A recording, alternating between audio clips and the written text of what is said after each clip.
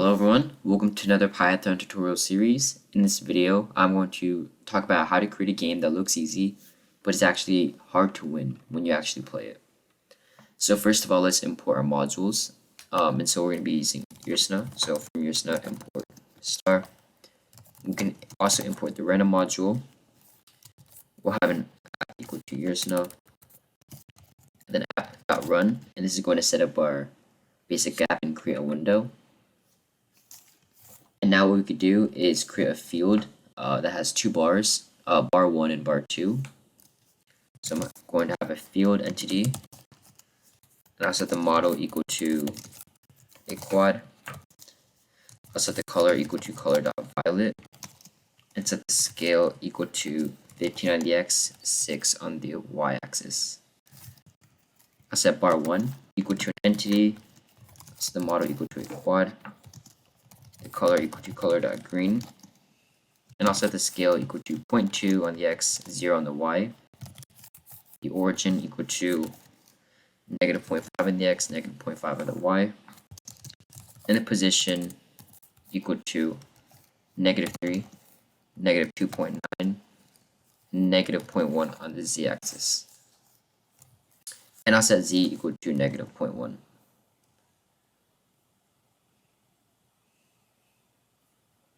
So now that I've created my field and my bar 1, I can create a max scale value, and here we're also going to create our bar 2 entity. And so we're going to create a max scale, so max scale variable, which is the sum of the scales of bar 1 and bar 2. And so that means the maximum scale, and also the maximum scale of bar 1 and bar 2. So now let's create our bar 2, and instead of writing all this out again, I'm going to have bar 2 equal to a duplicate of bar 1, except I'm going to set the y equal to 3, and the origin equal to negative 0.5 and 0.5. I can set the scale y equal to the max scale minus bar 1 dot scale y. And so if I run this, let's see what the problem is, and this should be max scale. So if I run this, now you notice that we have a violet background, and we also have a green bar 2 vertically. Next, we want bar 1 to basically grow upward, and at the same time, bar 2 will also shrink. And we could do this in the update function. So we'll first create a global variable run and initialize it as true. I'm going to have a run variable equal to true down here. And up here, I'll create an update function, and I'll declare global run. So now let's grow our bar 1 and shrink bar 2 with the same speed in the update function, so that the gap between them will stay the same. Now their scales will change only when run is true. So if run, I'll set bar 1 dot scale y, I'll increase it by 0.5 times time.dt,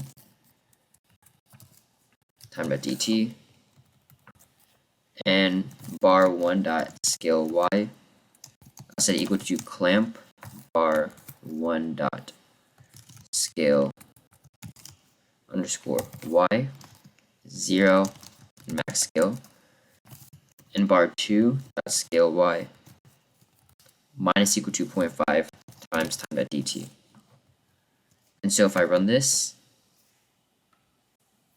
now you see that bar 1 grows from 0 to the max scale, and bar 2 shrinks from the max scale to 0 at the same speed before they stop.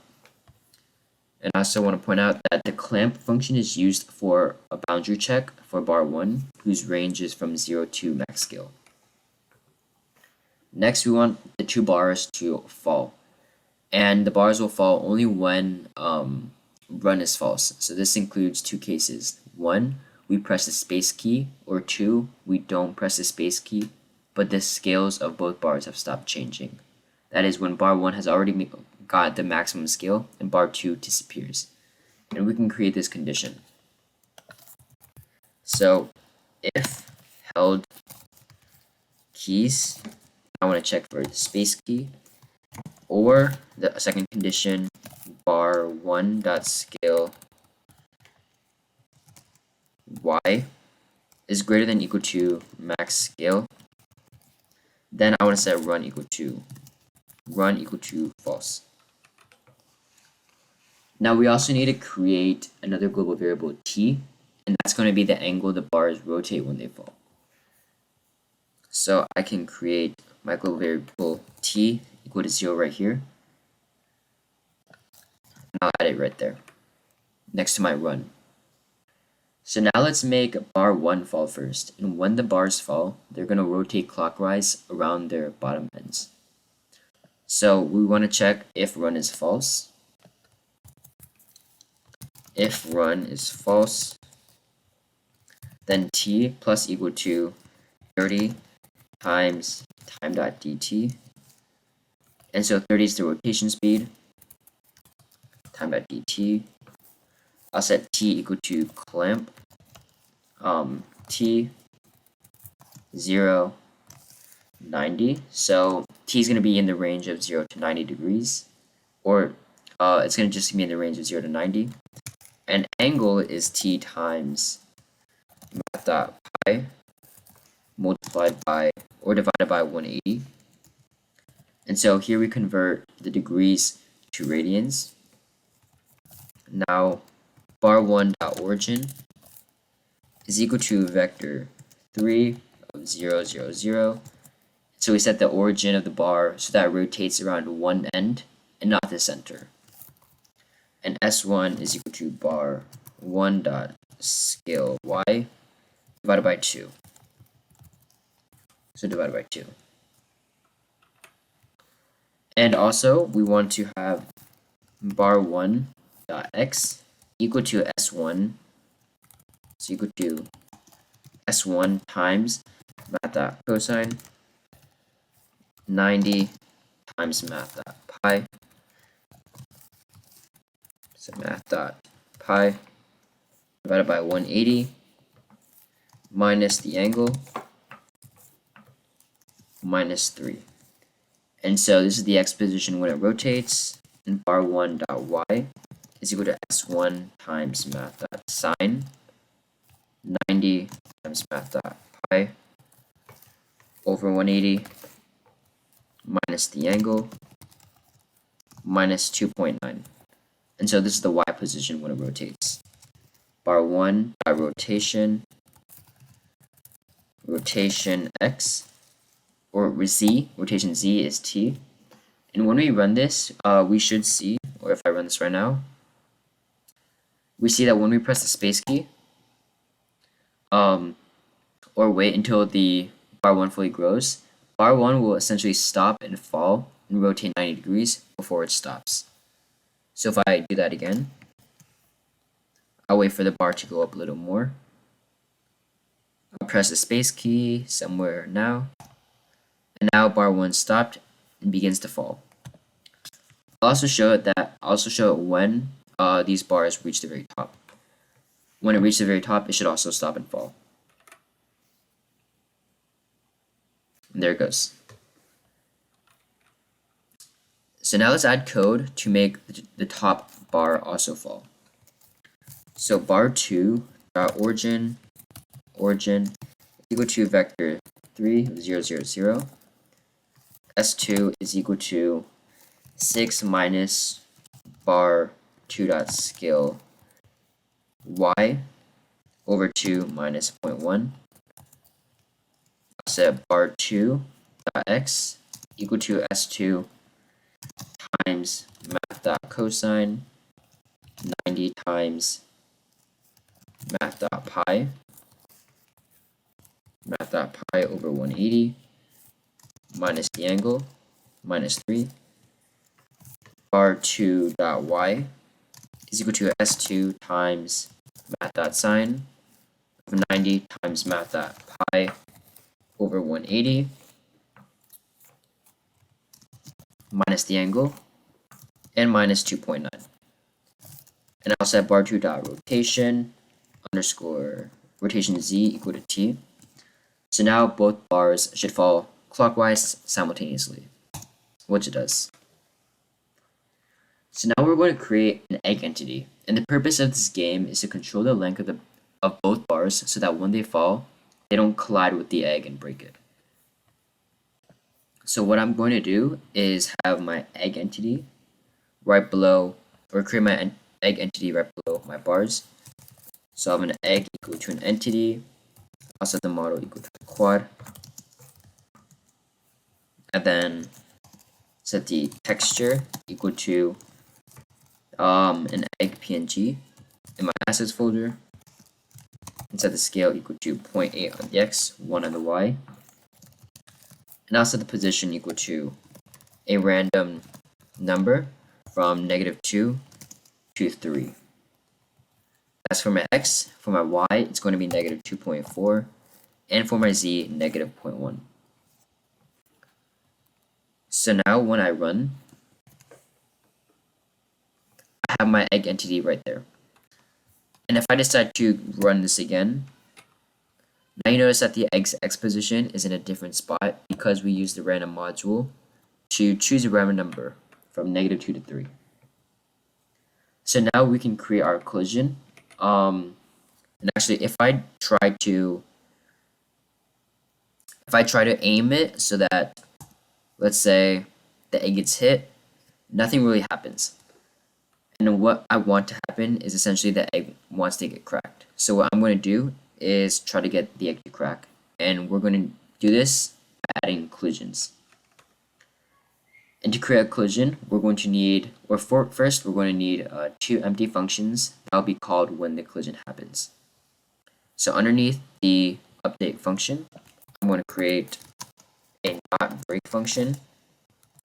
And initially I'm going to pass, and I'm also going to create an egg break function, and I'll pass it right now. So now let's see when the collision will happen and determine the collision condition. The collision will only happen when the bars completely fall, and that is the rotation angle is 90 degrees. Then there are 2 different cases. The first case is that bar 1 fully grows and bar 2 disappears, and the bar falls by itself without us pressing the space key. In case 2, we have both bar 1 and bar 2, and they need to press the space key for both bars to fall. Now in both cases, there could be a collision or no collision. And by looking at the diagram, we will have our collision conditions. So inside of our not run,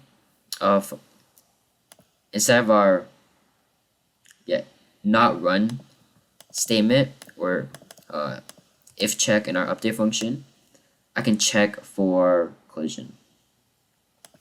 So I want to check if t is equal to 90, and here this is the collision. So collision. So if t is 90, and if bar 1 that scale y is greater than or equal to the max scale, we want to check if egg.x minus egg.scale scale x divided by 2, if this is greater than -3 plus the max scale, we want to call the not break function. Otherwise, we want to call the egg break function.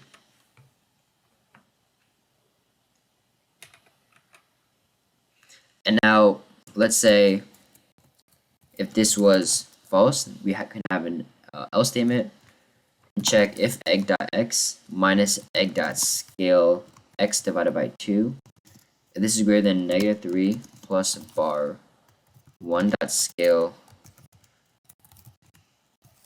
y and egg.x scale y and egg.x plus egg.scale x over 2 is less than bar 2.x minus bar 2.scale y over 2. So that's true, then I want to call the not break function, and otherwise I want to call the egg break function. So now we'll decide what to put in the not break and egg break functions, and we'll show a different emoji. So when the collision happens, we will show an angry emoji and a create broken egg image. When there's no collision, we'll show a happy emoji. So first, let's create an emoji entity. So right below my egg, I'll have an emoji. This is equal to an entity. I'll set the model equal to a quad. And I'll set the x equal to z equal to 0.1. So now inside of our functions, we can decide what to put. Inside of the not break function, I'll set the emoji equal to an entity.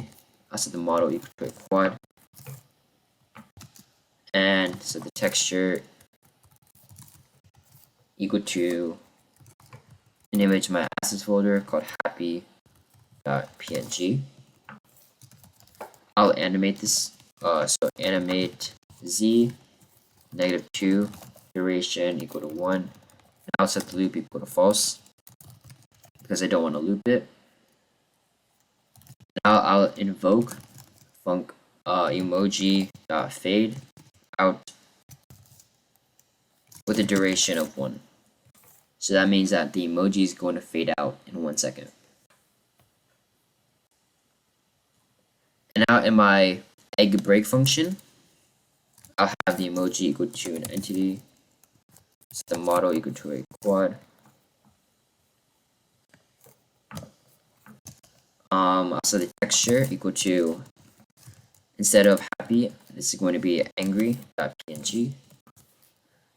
Set the egg texture equal to assets broken egg.png. And there will be a broken egg image when it collides. Now emoji animate x -2 with a duration of 1. I'll set the loop equal to false. And I'll invoke func emoji.fade out with the duration equal to 1. Now I'll have a text equal to you lost, game over, with the position equal to 0 on the x, 0.2 on the y, and I'll set the origin equal to 0, 0, with the background being equal to true. So now if I save and run this, if I collide with the egg, oh, let's see what happened. This should be egg.x. So if I rerun this, if I collide with the egg, now there's an angry emoji, and now you saw that the egg has cracked. Let me play that again.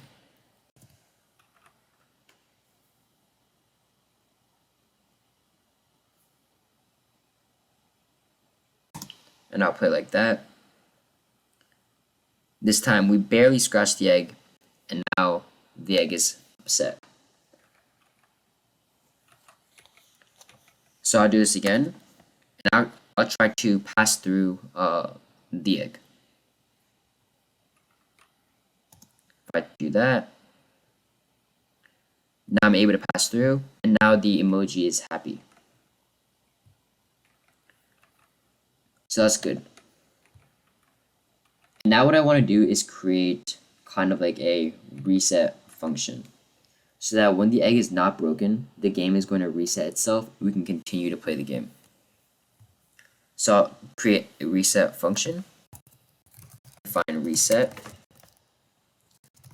have a global run t, and now set t equal to 0, run equal to true, true, egg.x equal to random.uniform -2, 3. So I'm just resetting the x position with the random position. Set the texture equal to assets egg.png. So bar1 dot x is equal to -3. Bar1 dot origin is equal to -0.5, -0.5.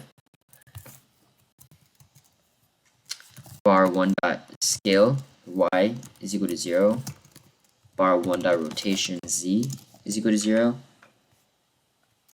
And so now I'll also change bar 2. So bar 2 dot x equal to negative 3, bar 2 dot y is equal to 3, bar 2 dot origin is equal to negative 0.5, 0.5, bar 2 dot scale y is equal to max scale minus bar 1 dot scale y, and bar 2 dot rotation z is equal to 0. And now I can call this reset function and then not break function right here. So reset, and because we want to reset our scene when our egg is still intact. And now if I run this and I try not to break the egg, oh, the egg broke. Let me try again.